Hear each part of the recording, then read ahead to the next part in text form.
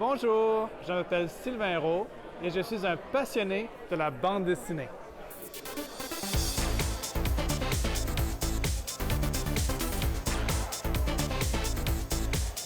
Une foire comme celle-ci est une occasion parfaite pour rencontrer des gens qui partagent la même passion.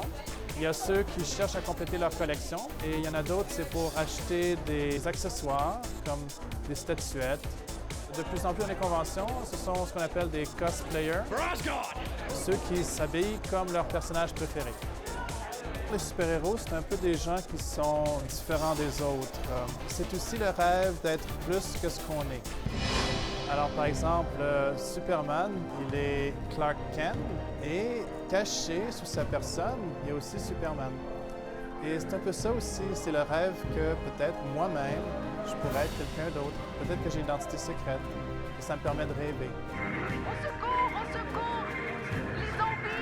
Les zombies attaquent! Superman, c'est celui qui a tous les pouvoirs. C'est le plus fort. À l'autre bout du spectrum, on trouve Batman. Il est né sans super pouvoir, mais il a des gadgets. Et on peut mettre tous les autres super-héros entre ces deux extrêmes.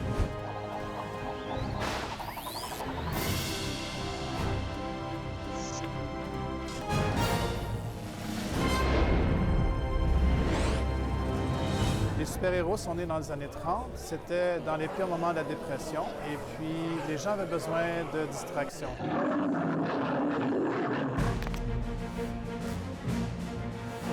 On leur a offert un nouveau genre de personnage, les super-héros, et ça a tout de suite pris. Les gens sont devenus passionnés. Les super-héros, c'est quand même, avec leur pouvoir, l'équivalent de demi-dieux. Autrefois, les Grecs avaient leur mythologie avec Zeus, Athéna et tout ça. Et nous, au 20e siècle, on s'est recréé une espèce de nouvelle mythologie avec les super-héros qui nous tiennent lieu de Dieu. Les batailles, c'est vraiment ce qui est fondamental dans l'univers des super-héros. Tout le reste est un petit peu comme un enrobage. Parfois, on a des petits conflits et puis ça ne se résout jamais jusqu'à la fin de notre vie. Alors que les super-héros, eux, ils ont le pouvoir de résoudre un conflit de manière définitive. Et puis c'est un peu ça l'être des super-héros.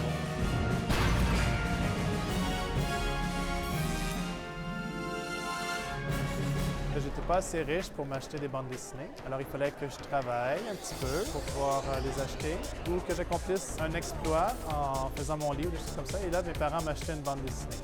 C'est donc un peu comme ça que la passion s'est construite. C'était le besoin, l'attente, les espérances, tout ça qui m'ont conduit à adorer la bande dessinée.